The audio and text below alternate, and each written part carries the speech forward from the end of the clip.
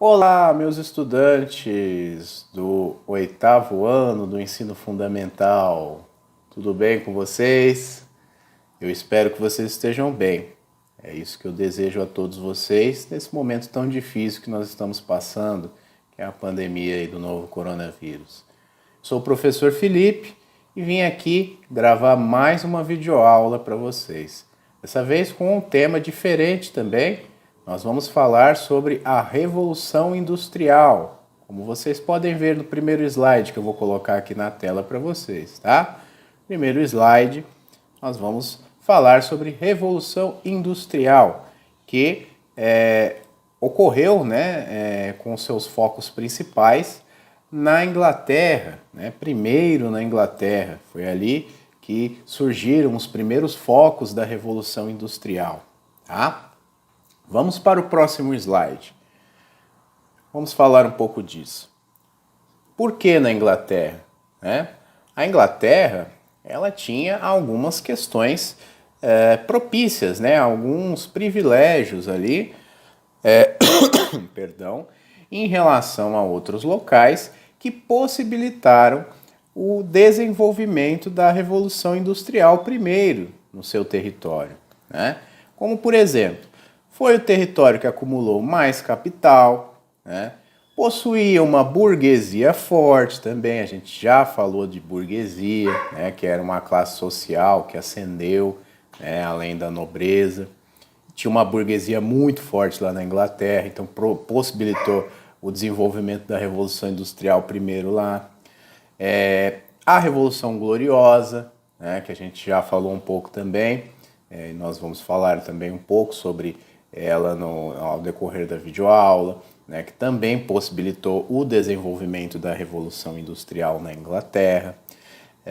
Abundância em minério de ferro e carvão, a Inglaterra possuía muitas reservas de minério de ferro, carvão, e isso foi muito importante, Esses dois elementos foram muito importantes na Revolução Industrial, porque era isso que abastecia as indústrias, O ferro, o carvão, o motor das máquinas, para trabalhar, para produzir, E, por último aqui, nós temos a política dos cercamentos, que nós vamos falar um pouco disso também ao decorrer da videoaula, tá? Então, a Inglaterra teve um conjunto de fatores que possibilitou a Revolução Industrial ser desenvolvida ali de maneira mais rápida, digamos assim, Fatores que contribuíram.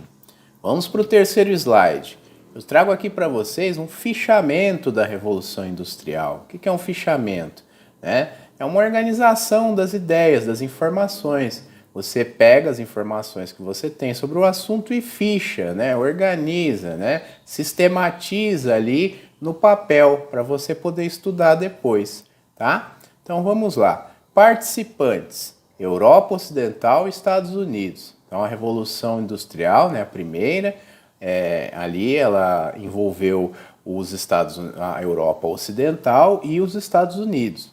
Localização: Reino Unido inicialmente, Europa Ocidental e Estados Unidos posteriormente. Então, iniciou-se no Reino Unido, se espalhou para a Europa Ocidental e posteriormente para os Estados Unidos, tá bom?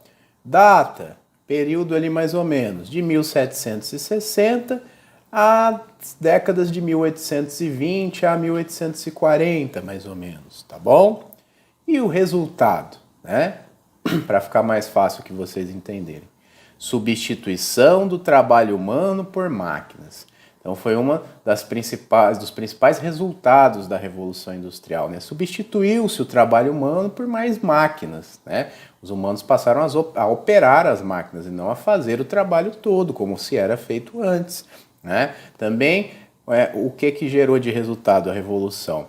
Ampliação do êxodo rural e intensificação do crescimento urbano desenfreado, O que é isso? As pessoas saíram do campo, fizeram um êxodo rural e foram, para a cidade, Isso descontroladamente, com a Revolução Industrial, de forma desenfreada, Aumentando aí, a urbanidade, possibilitando o crescimento urbano. Outra coisa, Aumento significativo da produção de bens de consumo. A produtividade industrial aumentou muito, né?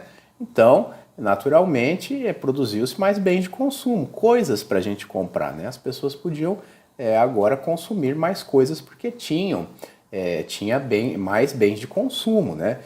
Não quer dizer que todas as pessoas podiam, né, consumir mais, porque é necessário ter dinheiro para consumir, né, ter capital, né? Mas é inegável que os bens de consumo aumentaram de tamanho na questão de produção, né, de produção, tá bom?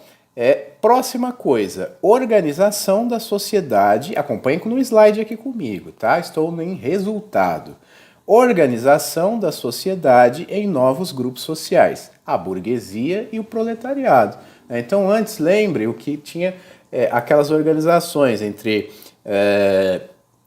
por exemplo, plebeus, servos, né, nobreza, e o rei, né, a classe do clero, né, aquilo está no momento de se desfazer, né, está no momento de mudança, né, e para quê? Para dar lugar ao modelo que a gente conhece mais ou menos hoje, né, que é o modelo das classes sociais aqui do Ocidente, que é mais ou menos isso, a burguesia e o proletariado, né.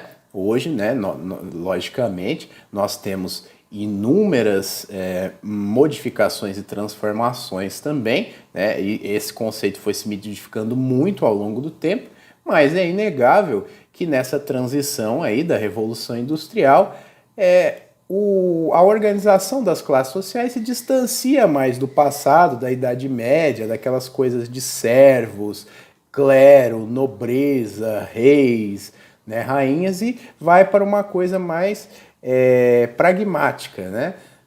Burguesia e proletariado, tá bom? Então são aí o lançamento, né, do protagonismo dessas duas novas classes, né, a burguesia e o proletariado, e não mais clero, nobreza, rei, rainha. Então vejam bem. Aqui vamos para o próximo slide agora, tá? Vamos lá. Em resumo, para vocês entenderem aqui, em resumo, a Revolução Industrial foi o quê? Um conjunto de mudanças na lógica de produção de mercadorias na Inglaterra durante a segunda metade do século XVII, tá? Então é isso. E o que mais? Transição de métodos de produção artesanais para a produção por máquinas, né? Então se modificou a lógica de produção, né, de mercadorias, os modos de produção, né? O que era-se mais artesanal passou a ser mais realizado por máquinas, né? As máquinas passaram a fazer o trabalho que era feito todo pelo ser humano, antigamente na Idade Média, por exemplo, né? Agora na Revolução Industrial, na Idade Moderna, né, a partir da Revolução Industrial, você vê essa evolução, né, da maquinificação da produtividade, tá bom? Vamos para o próximo slide. O artesanato, vamos explicar aqui os conceitos para vocês, né? O que é artesanato? Artesanato é um trabalho manual e o que acontece com o trabalhador? Veja, ele possui os meios de produção e a matéria-prima. E também o trabalhador controla a qualidade, a quantidade e as vendas do lucro. Então, vejam bem, o artesanato era o meio de produção mais comum antes da Revolução Industrial, né? As pessoas produziam as próprias coisas, trabalhavam nas próprias coisas, nos próprios maquinários, né? E aí controlavam a qualidade, a quantidade, as vendas, o lucro. Tudo era feito, né, diretamente com o produtor, né? A pessoa que detinha o saber fazer, o ofício, né? O artesão. Então ele é que administrava tudo ali, ele era o dono dos meios de produção, né? Que no caso era ali a roca de fiar, né? Ou a máquina que ele usava para produzir algum tipo de roupa, né? Mas máquina, lembre-se, né? É uma máquina totalmente com outro tipo de conceito, né? Que uma pessoa só opera, né?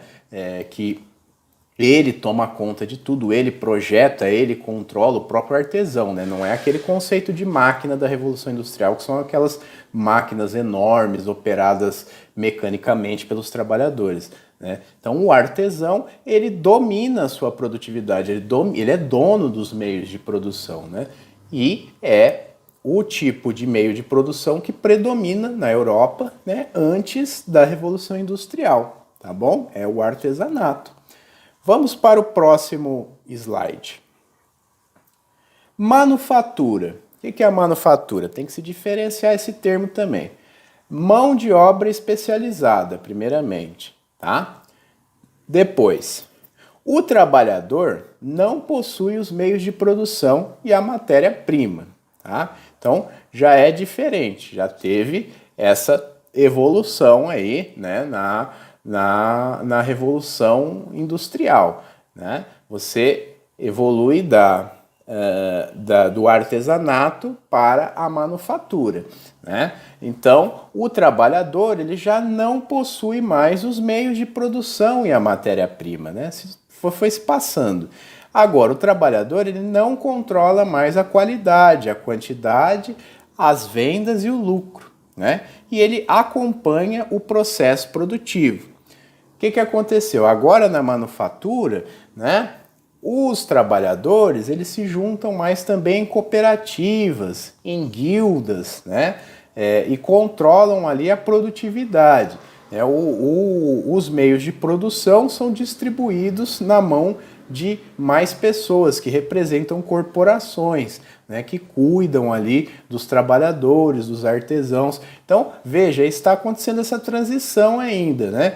O trabalho era mais controlado por um indivíduo, né, que detinha os meios de produção, que tinha controle dos meios de produção ali, sendo artesão no artesanato. A partir da manufatura, né, já começa a ficar mais mecânico o trabalho, né? Veja aqui que no slide tem um exemplo do modelo da Spinning Jenny, né, que é uma máquina aqui, uma manufatura que fia, né, que faz roupas, tecidos, né? E ele está lá no Museu do Início da Industrialização, em Wuppertal, na Alemanha, na Europa, inclusive. Então, veja só. Então, o trabalho já começa a ficar mais massificado, né, maquinificado, né, e não mais na mão da única pessoa que produz, né, que construiu aquilo, que desenvolveu aquilo, né, que controla a venda, o lucro, a qualidade, a quantidade. Não, agora quem já está controlando isso, né, são as empresas que são donas ali das manufaturas, né, que são as guildas, né, as corporações. E agora vamos para o próximo slide. Maquinofatura. Vamos entender este outro termo aqui. O que quer dizer? Mão de obra não requer qualificação, pois será um mero operador aliado do processo de produção. Então, o que ele quer dizer aqui? Não precisa mais de qualificação.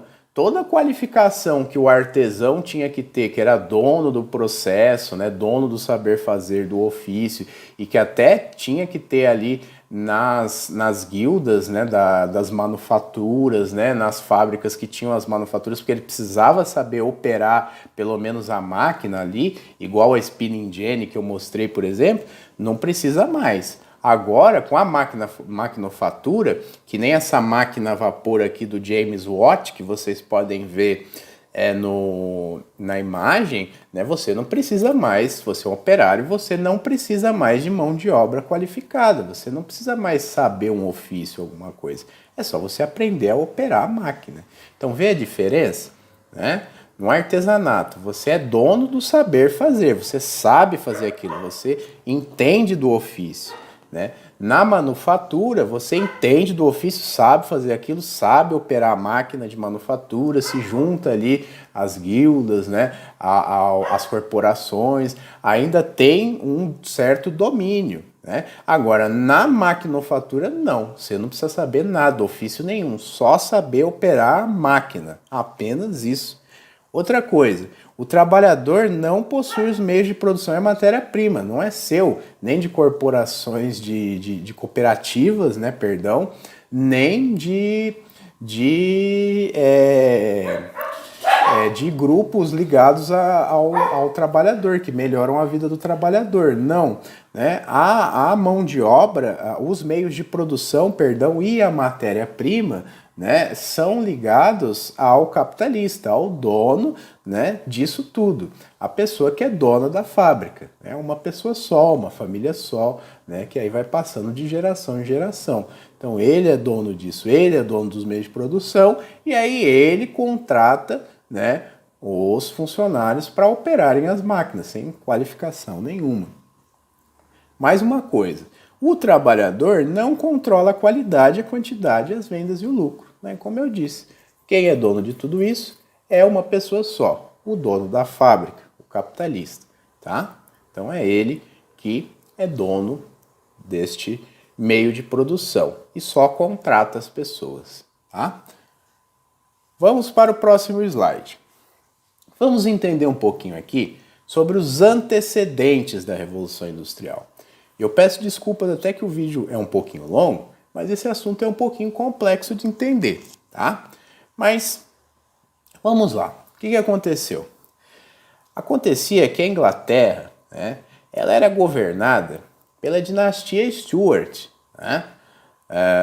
Que era uma dinastia de reis, né, absolutistas, né, que queriam ter o controle sobre ali o território, né? E aí tem o Jaime I, que foi o rei absolutista ali, o primeiro rei, né, que quis ali deter a burguesia, perseguir os puritanos, né, promover a dissolução do parlamento, e tudo isso ele fez, de fato, né? Aí depois veio o seu sucessor, o Carlos I, né? Governou ali de 1625 a 1649. Ele já enfrentou resistência da burguesia, né? Por causa das coisas que o Jaime fez, né? De tentar deter ela, de tentar barrar o avanço, né? Porque a burguesia era uma classe em ascensão, né? Teve uma guerra civil no governo dele, ou chamava de Revolução Puritana, né? Os puritanos eram religiosos, né? Eram protestantes, né? Diferentes dos católicos. Esses reis eram reis católicos e os puritanos eram protestantes. Então, esses puritanos, né? Eles brigavam pelo direito a culto religioso, né? De acordo com a religião deles, né? O puritanismo, né? E teve essa revolução puritana no governo do Carlos I, né? E aí a situação se tornou insustentável e o Carlos I acabou sendo decapitado, né? Em 1649 acontece a proclamação da República da Inglaterra, né? Aí acaba lá a monarquia, né? E baixa uma república na Inglaterra, né? E quem assume é o Oliver Cromwell. Cromwell está aqui na foto do lado para vocês verem. Ele era um lorde protetor da República, né? Assumiu ali o poder, né? Fez os atos de navegação que favoreciam a Inglaterra na navegação entre os outros países, suas colônias, né? Nas questões comerciais, né? Que favoreciam muito a Inglaterra. Mas olha só, né? Apesar de proclamar a república, né, contra o absolutismo dos reis católicos, os Stuarts, né, o Jaime, o Carlos, né, ele também dissolve o parlamento. Ele vai lá e abusa do poder, né, o poder sobe a cabeça, ele dissolve o parlamento. Mas aí ele não sustenta, né, o poder dele. Em 1658 ele morre e é substituído pelo filho, né?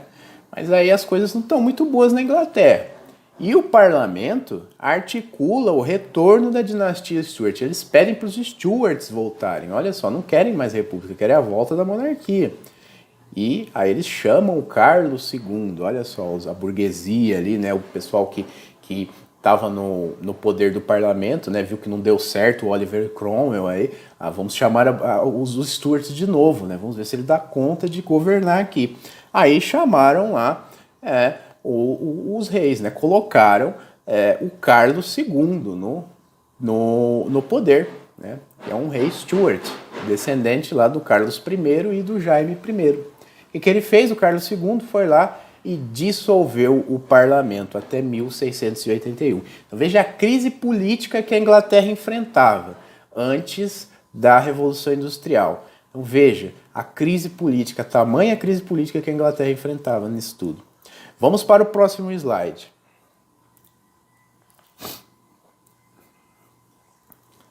Então, e aí vocês veem aqui, continuando no próximo slide, que em 1681, né, após a dissolução do parlamento, né, que foi dissolvido até 1681, o Jaime II, né, assume, após a morte, né, do irmão, né, do Carlos, né, o Carlos II morre e o Jaime II assume, né, outro rei Stuart, né, e vejam bem, enquanto está acontecendo isso, o parlamento já está articulando um golpe, né? O negócio tá bem louco. E o parlamento está articulando um golpe nesse momento para derrubar o Jaime II, perdão.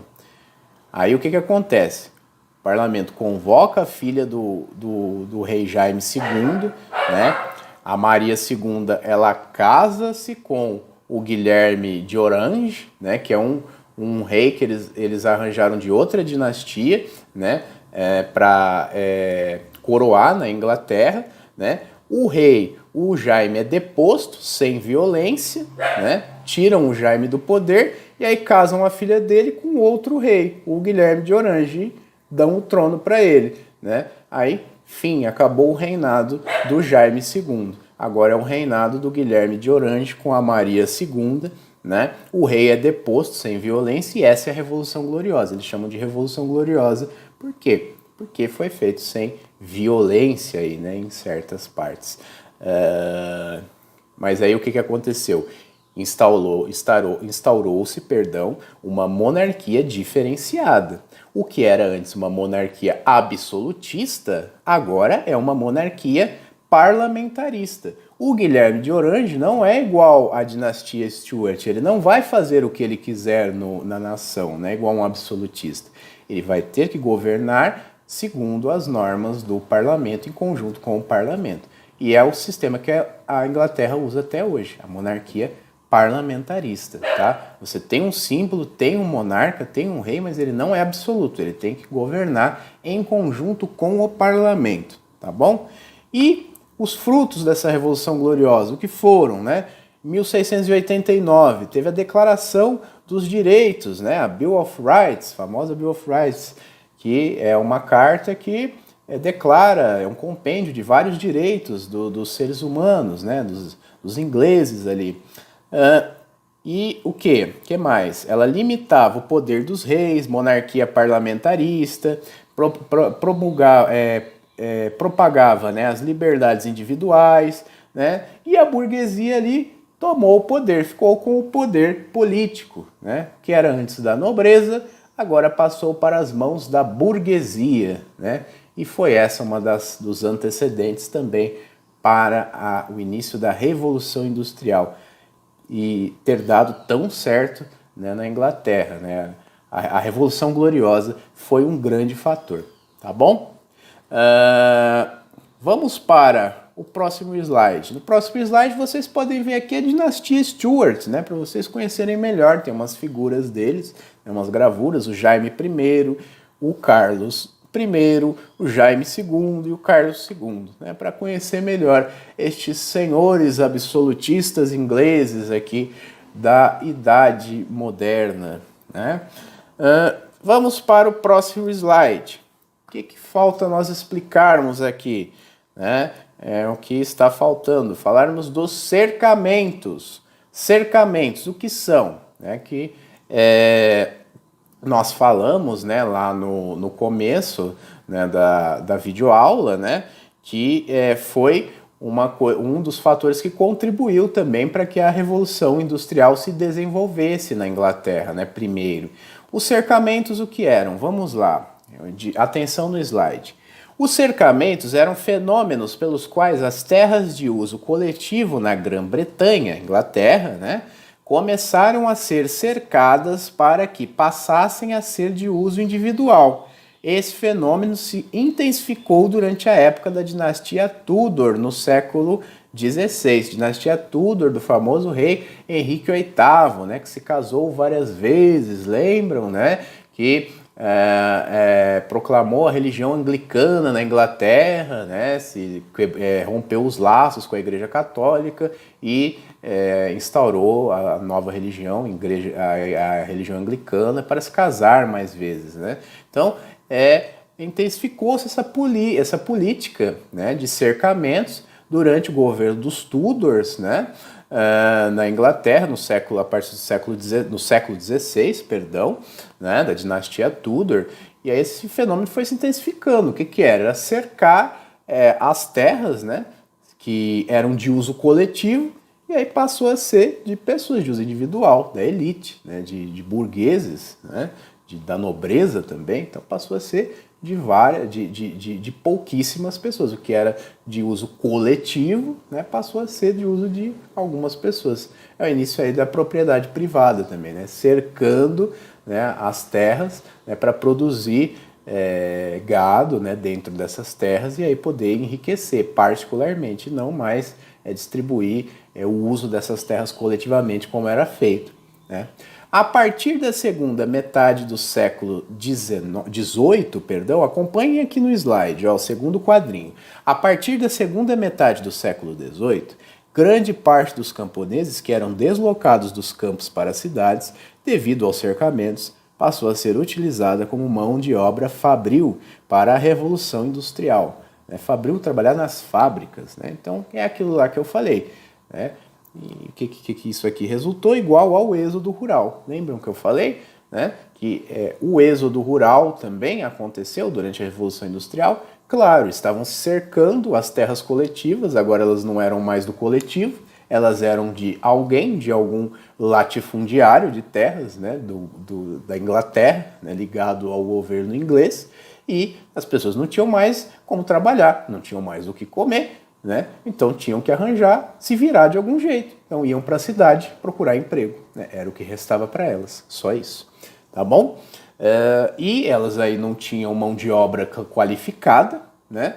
Então o que acontecia? Iam trabalhar nas fábricas, operando as máquinas, né? E é aí onde se inicia a exploração do trabalhador, né? Por não haver qualificação, né, essas pessoas elas também não recebiam bons pagamentos, boas condições de trabalho, e nós podemos falar mais sobre isso nas próximas aulas, tá bom?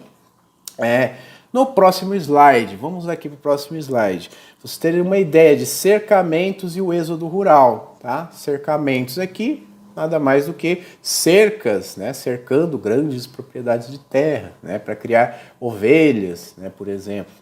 E o êxodo rural, que vocês veem uma família indo embora das suas terras, né.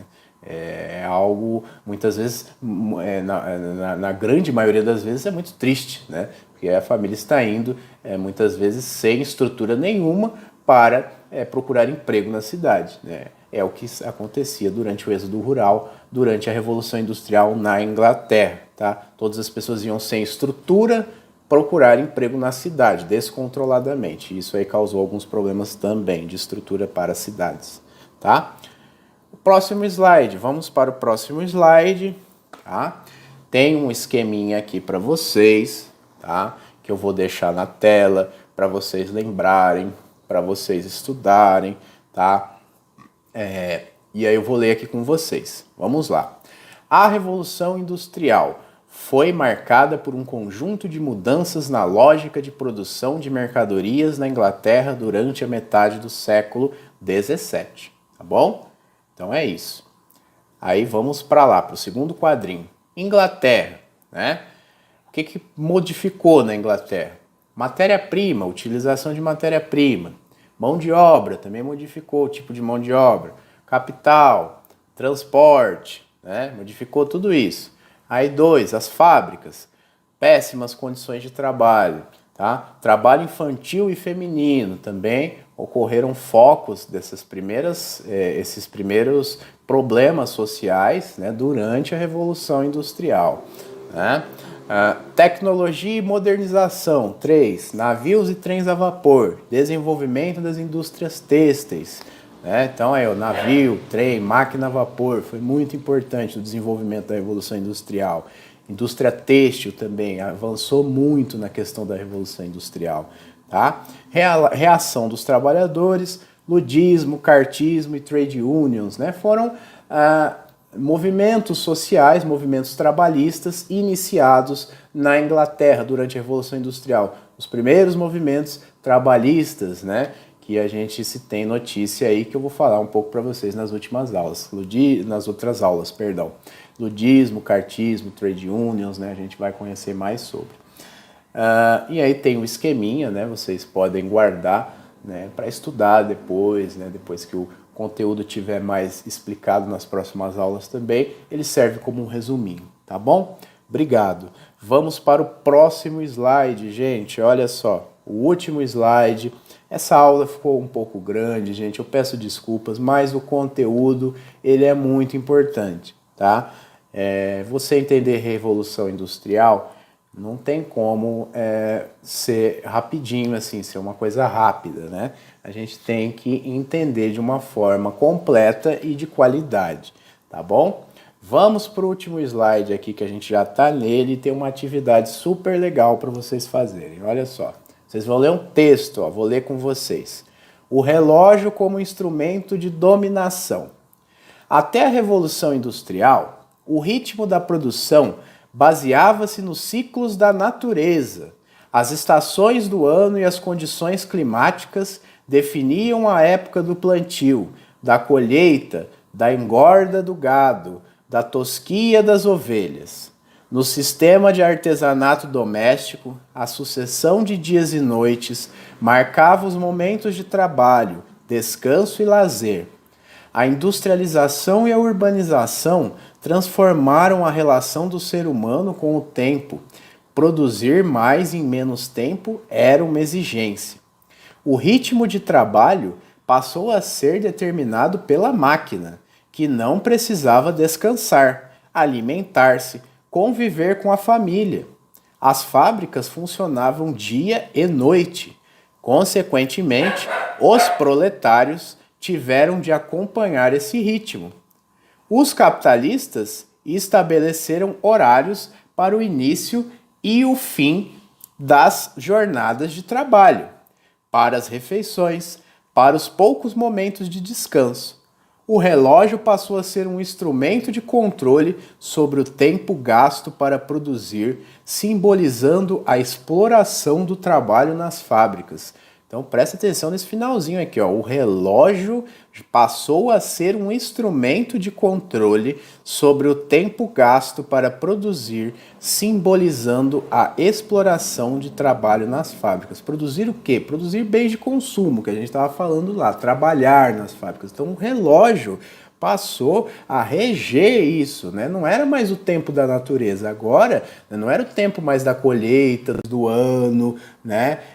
O relógio agora era o tempo da máquina, do relógio, né? Ele é que determinava as relações humanas, tá? Na Revolução Industrial. Vamos lá agora.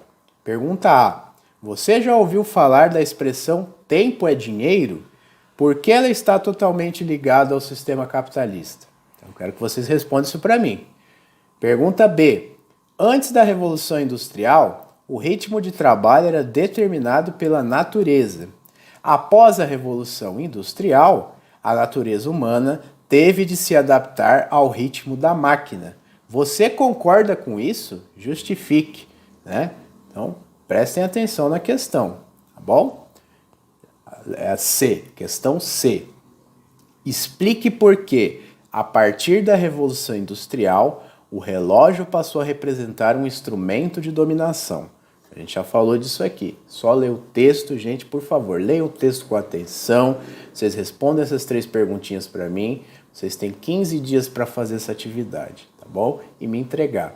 Estou disponível para vocês no WhatsApp, nas minhas redes sociais. Fiquem à vontade para me chamar sempre que tiverem dúvidas. Não guardem dúvidas, não guardam dúvidas, tá? Por favor. Gente, obrigado. A aula foi muito boa, muito obrigado. e eu peço, por favor, que vocês se cuidem muito, tá? Sigam todos os protocolos sanitários e bons estudos. Um abraço.